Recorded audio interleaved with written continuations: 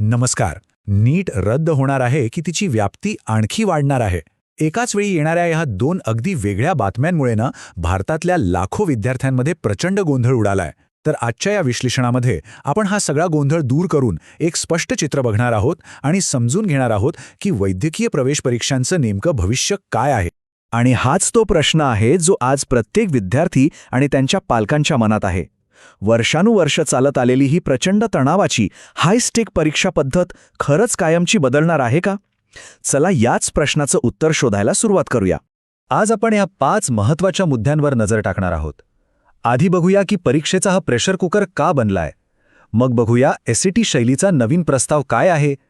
त्यानंतर नीटचा होणारा अनपेक्षित विस्तार समजून घेऊ. पदव्युत्तर स्तरावरील NX योजनेबद्दल बोलू आणि सगळ्यात शेवटी 2027 पर्यंतचा एक स्पष्ट रोडमॅप पाहू. ठीक आहे, चला सुरुवात करूया. सगळ्यात आधी हे समजून घेऊया की सध्याच्या सिस्टममध्ये इतका प्रचंड दबाव का तयार झाला आहे आणि याच दबावामुळे सरकारला आता इतक्या मोठ्या बदलांचा विचार का करावा लागतोय. तर बघा, हे 4 प्रमुख मुद्दे एकत्र आले आणि एक मोठं संकट उभं राहिलं. एकीकडे विद्यार्थ्यांवर अभ्यासाचा आणि स्पर्धेचा प्रचंड मानसिक ताण आहे. दुसरीकडे कोट्यावधींची कोचिंग इंडस्ट्री फोफावली आहे. याच सोबत डमी शाळांसारखे प्रकार वाढलेत जे खरं तर मूळ शिक्षणालाच धोका पोचवत आहेत. आणि या सगळ्यावर कडी म्हणजे पेपरफुटीसारख्या घटना, ज्यामुळे संपूर्ण व्यवस्थेच्या प्रामाणिकपणावरच प्रश्नचिन्ह उभं राहिलं. याच कारणामुळे सरकारने या समस्येच्या मुळाशी जाण्यासाठी एक समिती नेमली. आणि ही आहे ती समिती, विनीत जोशी समिती. या समितीला एकच मुख्य काम देण्यात आलं आहे: विद्यार्थ्यांचं कोचिंगवरचं अवलंबित्व कसं कमी करता येईल आणि संपूर्ण प्रवेश परीक्षा पद्धतीत काय सुधारणा करता येतील याचा अभ्यास करून शिफारशी देणे. आता आपण येऊया या समितीच्या सगळ्यात महत्त्वाच्या आणि क्रांतिकारी प्रस्तावाकडे. हा एक असा प्रस्ताव आहे ज्याला भारतीय उच्च शिक्षणातली एक मोठी क्रांती म्हणून पाहिलं जातंय. हा आहे तो मोठा प्रस्ताव. एका वाक्यात सांगायचं तर देशातल्या सगळ्या मोठ्या प्रवेश परीक्षा म्हणजे नीट, JEE, CUET या सगळ्या रद्द करून त्याऐवजी फक्त एकच परीक्षा आणण्याचा हा एक खूप मोठा आणि महत्त्वाकांक्षी प्रयत्न आहे. आता इथे बघा, या स्लाइडवरून आपल्याला या बदलाची व्याप्ती लक्षात येते. सध्याची नीट वर्षातून एकदा 12वी नंतर होते, पण नवीन पद्धतीत वर्षातून 2दा संधी मिळेल आणि तीही 11वीत असतानाच.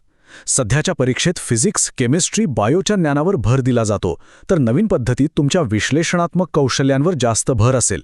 आणि सगळ्यात महत्त्वाचं, फक्त एका परीक्षेच्या गुणांवर अवलंबून न राहता 2 प्रयत्नांपैकी सर्वोत्तम गुण आणि 12वी बोर्डाचे गुण एकत्र करून निकाल लावला जाईल. म्हणजे ही प्रक्रिया एका विद्यार्थ्यासाठी कशी असेल तर तुम्ही 11वीत असतानाच एप्रिल आणि नोव्हेंबरमध्ये 2दा परीक्षा देऊ शकाल. यामुळे 12वीतला ताण खूप कमी होईल. मग ह्या 2 परीक्षांपैकी ज्या परीक्षेत जास्त गुण मिळाले आहेत ते निवडले जातील आणि त्यांना तुमच्या 12वीच्या बोर्डाच्या गुणांसोबत जोडलं जाईल. यामुळे शाळेतल्या अभ्यासालाही एक वेगळं महत्त्व मिळेल. पण थांबा, कहाणीत एक मोठा ट्विस्ट आहे. एकीकडे नीट रद्द करण्याची इतकी मोठी चर्चा सुरू असताना जमिनीवर मात्र एक पूर्णपणे वेगळं चित्र दिसतंय. भविष्याची ही मोठी योजना आणि आजची वस्तुस्थिती यात एक मोठं अंतर आहे. हो, हेच खरं आहे आणि याचमुळे तो सगळा गोंधळ निर्माण झाला आहे. कारण एकीकडे बदलाची चर्चा सुरू आहे तर दुसरीकडे जुनी प्रणालीच अधिक मजबूत केली जात आहे. हे खरं तर खूपच अनपेक्षित आहे, नाही का? एक समिती नीट बदलण्याची योजना बनवतीये तर दुसरीकडे एक अधिकृत संस्था नीटचा आवाका आणखी वाढवतीये. म्हणजे आता फिजिओथेरपी, न्यूट्रिशन, ऑप्टोमेट्रीसारख्या अनेक महत्त्वाच्या आरोग्यसेवा अभ्यासक्रमांसाठी सुद्धा नीट हाच एकमेव मार्ग असणार आहे. याचा सरळ अर्थ असा की नीट रद्द होण्याऐवजी तिची व्याप्ती आणखी वाढत आहे. याचा अर्थ असा की भविष्यातल्या मोठ्या बदलांची चर्चा सुरू असतानाच सध्या जी नीट परीक्षा आहे तिला अधिक सुरक्षित आणि फुलप्रूफ बनवण्यावरही तितकाच जोर दिला जातोय. बघूया हे कसं केलं जातंय. पेपरफुटीसारख्या घटनांनंतर लोकांचा विश्वास परत मिळवण्यासाठी राधाकृष्णन समितीने काही तातडीच्या सुधारणा सुचवल्या आहेत. यांचं ध्येय एकच आहे: 0 एरर परीक्षा घेणं. यासाठी मल्टीलेव्हल बायोमेट्रिक व्हेरिफिकेशन सुरू केलं जाईल, जेणेकरून चुकीची व्यक्ती परीक्षा देऊ शकणार नाही. हळूहळू विद्यार्थ्यांना ऑनलाईन किंवा ऑफलाईन दोन्ही पर्याय दिले जातील आणि NTAला अधिक कार्यक्षम बनवण्यासाठी तिची पुनर्रचना केली जाईल. आता हे सगळे बदल फक्त मेडिकल कॉलेजमध्ये प्रवेश करण्यापुरते मर्यादित नाहीयेत. MBBS पूर्ण झाल्यावर आणि स्पेशलायझेशन करण्याच्या प्रक्रियेतही मोठे बदल प्रस्तावित आहेत. आणि इथेच एंट्री होते नॅशनल एक्झिट टेस्ट म्हणजेच नेक्स्टची. सोप्या भाषेत सांगायचं तर नेक्स्ट ही एक परीक्षा आहे, पण ती 2 कामं करणार आहे.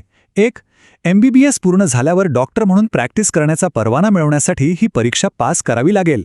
आणि दुसरं, जर तुम्हाला MD किंवा MS सारखे पदव्युत्तर कोर्स करायचे असतील तर त्यासाठीच्या प्रवेशाचा आधारही हीच परीक्षा असेल. आणि नेक्स्टची रचना खूप इंटरेस्टिंग आहे. ही परीक्षा 2 भागांमध्ये विभागलेली आहे. पहिली स्टेप जी ऑनलाईन थिअरी परीक्षा असेल ती तुमच्या रँकिंगसाठी असेल, म्हणजे तुम्हाला पदव्युत्तर जागा मिळवण्यासाठी. आणि दुसरी स्टेप जी प्रॅक्टिकल परीक्षा आहे ती फक्त पात्रता परीक्षा असेल, जी डॉक्टर म्हणून प्रॅक्टिस करण्यासाठी पास होणं गरजेचं आहे. आणि हो, इथे एक महत्त्वाची गोष्ट लक्षात ठेवली पाहिजे. NEXT परीक्षा लगेच सुरू होत नाहीये. ती पुढे ढकलण्यात आली आहे आणि आता तिची सुरुवात साधारणपणे 2027-28च्या आसपास होण्याची शक्यता आहे.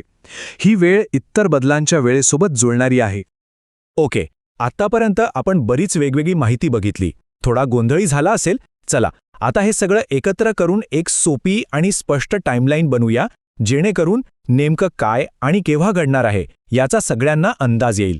तर यातला सगळ्यात महत्त्वाचा मुद्दा हा आहे की हा बदल एका रात्रीत होणार नाही, तर तो टप्प्याटप्प्याने होईल. बघा, 2026 पर्यंत सध्याची नीट प्रणाली अधिक सुरक्षित आणि मोठी होईल. मग 2027 मध्ये कदाचित नवीन SAT आधारित मॉडेलची सुरुवात होऊ शकते. आणि त्यानंतर 2027-28च्या सुमारास पदव्युत्तर स्तरावर नेक्स्ट परीक्षा नीट PGची जागा घेईल. म्हणजे वेगवेगळे बदल समांतरपणे घडत आहेत. या एका वाक्यातच या सगळ्या बदलांमागचा मूळ विचार दडलेला आहे. फक्त परीक्षा पास करण्यासाठी घोकंपट्टी करण्याच्या शर्यतीतून बाहेर पडून शाळेतल्या अभ्यासावर आणि संकल्पना समजून घेण्यावर भर देणे हेच या सुधारणांचा अंतिम उद्दिष्ट आहे. ठीक आहे, हे सगळं तर झालं धोरणांबद्दल आणि भविष्याबद्दल. पण मग जो विद्यार्थी आज तयारी करतोय त्याने यातून काय समजून घ्यायचं? त्याच्यासाठी या सगळ्याचा नेमका अर्थ काय आहे? तर मग जे तयारी करत आहेत त्यांच्यासाठी 4 महत्त्वाचे मुद्दे. नंबर 1, आणि सगळ्यात महत्त्वाचं, 2026च्या प्रवेशासाठी नीटमध्ये कोणताही बदल नाहीये, त्यामुळे सध्याच्या पॅटर्ननुसारच अभ्यास सुरू ठेवा. नंबर 2, SAT आधारित मॉडेल अजूनही फक्त एक प्रस्ताव आहे, त्याला अंतिम मंजुरी मिळायची बाकी आहे. नंबर 3, सरकारचं सध्याचं लक्ष नीटला अधिक सुरक्षित आणि व्यापक बनवण्यावर आहे. आणि नंबर 4, भविष्यात यश मिळवण्यासाठी शाळेतल्या अभ्यासावर, विशेषतः NCERTच्या फ्रेमवर्कवर लक्ष केंद्रित करणं खूप महत्त्वाचं ठरणार आहे. आणि जाता जाता एक मोठा प्रश्न सोडून जातो. या सगळ्या मोठ्या शैक्षणिक बदलांचा अंतिम परिणाम काय होईल? यामुळे कोचिंग क्लासेसची ही मोठी शर्यत खरंच संपेल की फक्त खेळाचे नियम आणि अंतिम रेषा बदलेल? या प्रश्नाचं उत्तर तर येणारा काळच देईल.